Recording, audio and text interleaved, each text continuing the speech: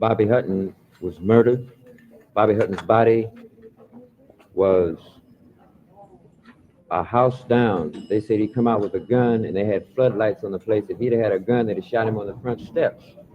Now his body was down. Then the fire trucks come along. They washed blood away, of course, but they literally murdered Bobby Hutton and shot and wounded Eldridge Cleaver and Warren, these other men. This is what the police department has done after they've set the house on fire. The fire department set the house on fire, put tear gas in the place, etc., shot the place all up. Fellas came out of the place with their hands in the air. Peace and love, family. Welcome back to the Hope, the HOPE, helping out people elevate. If you're new here, welcome to the channel. To all my returning viewers, as I always say, welcome back, family. This is the channel where we uncover stories that history books often leave out. Today, we honor a young warrior. His name was Bobby Hutton, the very first recruit of the Black Panther Party. A teenager with a revolutionary heart, gunned down by the police at just 17. His story isn't just tragedy. It's about power, resistance, and what it means to fight for something bigger than yourself. Viewers' discretion is advised because the truth isn't always easy to hear, but it must be told. Peace and love. On behalf of Akuno Senko for Bay, you know what I'm saying? Jay, where you at? We're trying to help our people elevate. Hope. HOPE. We're giving them hope. We doing what we gotta do, you know. Every day, one step at a time, man. We're gonna make it happen. Helping our people elevate. Yeah. Sometimes I practice focus, thought, and meditate. I'm trying to come with other ways to help our people elevate and seeking knowledge, make me levitate. The lifted mental state is what results from how we orchestrate. This for the family's sake. Let's self-reflect and self-evaluate. And every day, make sure the steps you take, you calculate. Receive a master's fate. I know I can't exist without the hate, but that's okay. I balance that with higher self today. Success is on this way, and after that, my flesh can pass away.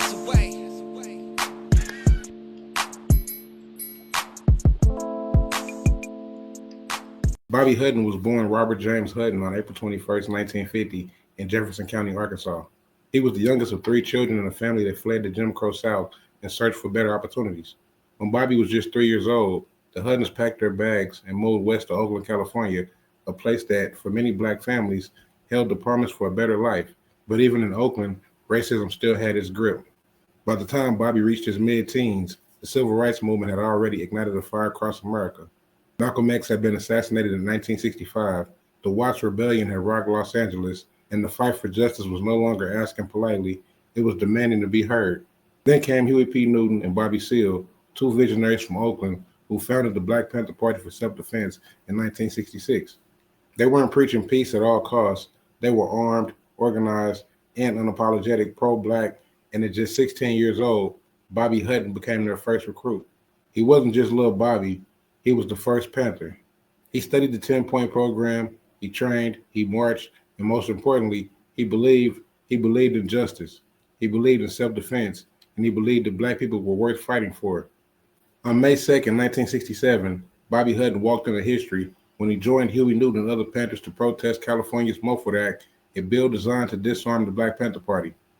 That day, a group of armed Panthers walked into the California State Capitol in Sacramento to make a bold statement. Bobby was just 17 years old, but his face stood out. Photos from that day show a calm, serious young man holding a rifle, standing tall among men twice his age. He wasn't scared, he was ready. Just 2 days after the assassination of Dr. Martin Luther King Jr., tensions in Oakland reached a breaking point. Huey P. Newton was in jail, racial unrest was sweeping the nation, and the police were cracking down harder than ever. On April 6, 1968, Bobby Hutton and Eldridge Cleaver, another Panther leader, were riding in a car when they were pulled over by Oakland police. What happened next is still disputed, but what's known is that a gunfight broke out between police and Panthers. The Panthers took cover in a nearby house, and after a long standoff, they surrendered.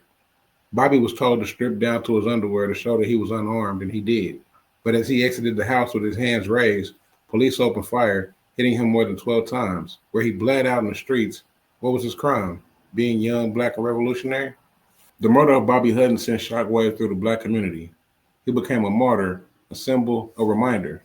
And at just 17, Bobby stood for more than most people do in a lifetime. The Black Panthers held a funeral that drew thousands. They mourned, but they also organized. His death, like the death of so many before and after, became fuel for the movement.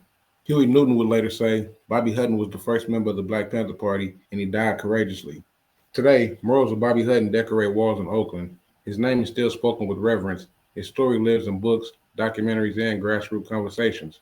And every April in Oakland, people gather to remember Lil Bobby Hutton Day, a celebration of his life and recommitment to the cause he died for. He didn't live to see the fruits of the movement, but because of Bobby and those like him, millions found the courage to speak, to fight, and to dream. Bobby Hutton was only 17, but his courage made him larger than life. We don't tell these stories just to mourn. We tell them to educate, to inspire, and to honor the lives that were stolen by injustice. If you learned something new today, share this video, leave a comment with Bobby's name, and help us keep the legacy alive. Until next time, stay aware, stay united, stay powerful. Peace and love.